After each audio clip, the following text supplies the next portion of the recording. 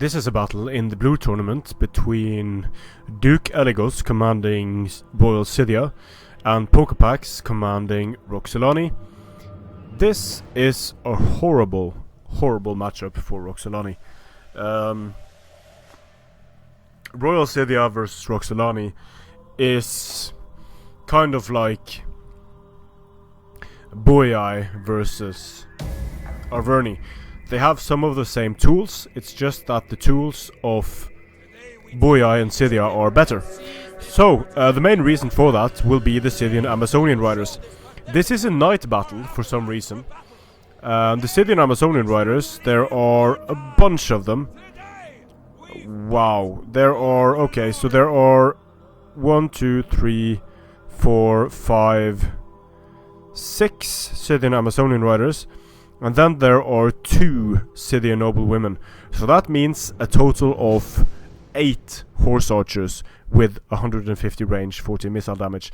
These steppe horse archers, if these units are microed even remotely well, these steppe horse archers are just super dead with their 125 range. There are also mercenary Amazonian riders, but they are just outmatched. And 1 noble horse archer. Still no 150 range for the horse archer. So Royal Scythia, moving up here.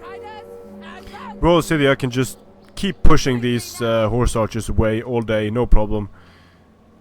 The Scythian noblewomen match up well against the Amazonian riders as well. And it looks like Scythia decided to bring 4 Scythian hoplites, while there is no infantry on the field for Roxolani. Might also play a part.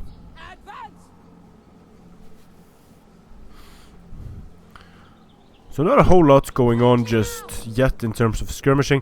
Another problem for Roxolani will be that the steppe horse archers are now at 25 morale.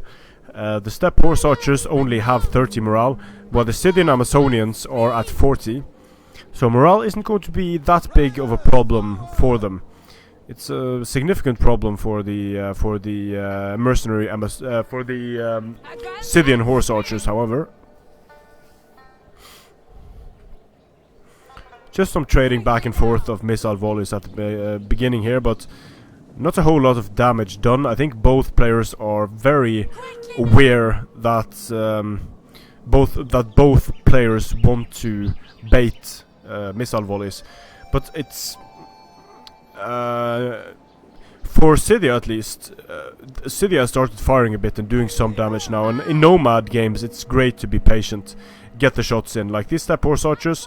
Against the Scythian Amazonians, the steppe horse archers should basically never be allowed to get shots off on the Amazonians because of the increased range, and very nicely done here by Scythia in just screening away the mercenary Amazonian riders and the noble horse archers with the Scythian hoplites.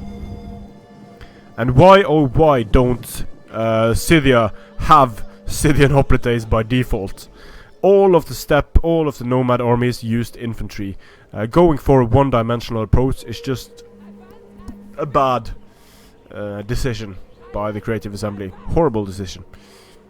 In campaign they do have infantry. Why they shouldn't have infantry in multiplayer? Multiplayer isn't prioritized. I guess that's the answer I'm looking for. Always nice to talk to oneself, because one always likes the answers one gets. Now, not a lot of damage done here. Both players are being super conservative with their ammunition. But it's just when Royal Scythia starts unleashing on these units, isn't really much that Roxolani can do. Just outmatched in skirmishing, and skirmishing, well, it isn't everything for the nomad factions. It's certainly a huge part of what they do. So maybe I should put this at double speed at least. Ominous atmosphere here in the night and with the music.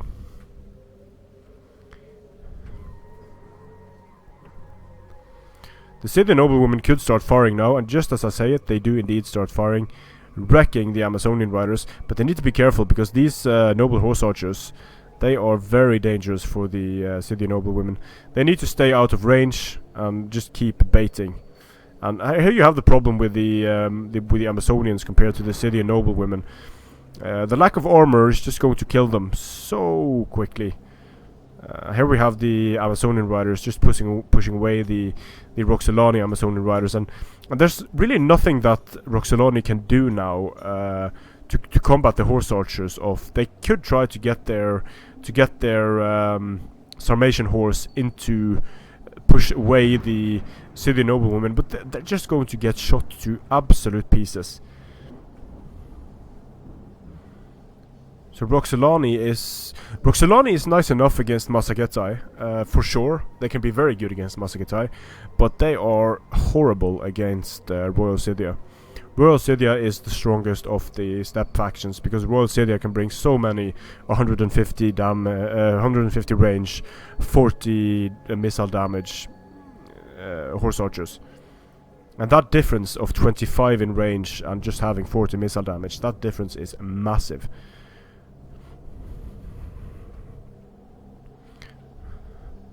There are not a whole lot of skirmishing going on here, but there are some volleys going back and forth, mainly damaging Roxolani at this point.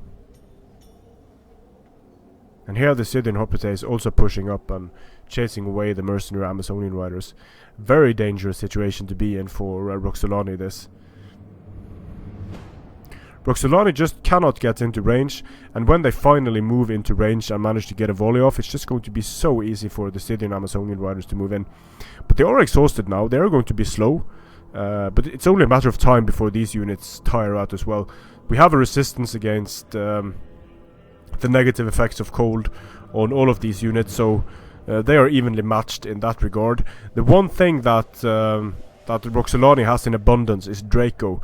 Going to remove the bonus against large on the units of units like the Steppe Noble Lancers and the Scythian Royal Horse. The problem is that Scythian Royal Horse also has Draco, and Draco doesn't really work against arrows, of course, and it's the arrows of Scythia that's the main problem. Just 8 horse archers, no way for Roxolani to deal with it, basically. The noble horse archers are wavering because the general died, and at this point it's just such a GG.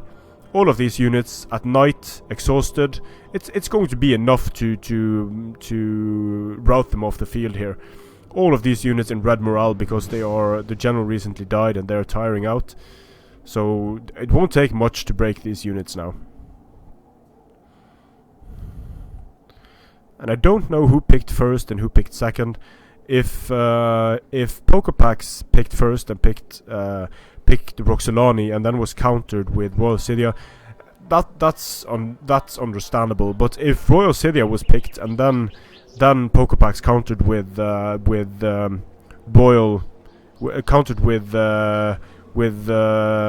Roxolani, then he just straight up messed up. So this is the death throes of Roxolani right here. These engagements, there's still going to be a lot of ammo left on the field for these Scythian Amazonian riders. They're just picking off the enemy units one by one.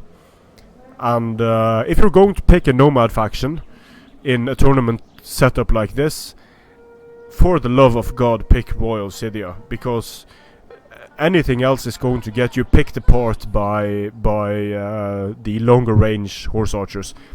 I have yet to see anyone be able to defeat Royal Scythia, and the more horse archers you can bring, the worse it's going to be, because no cavalry units can stand up to skirmishing very well.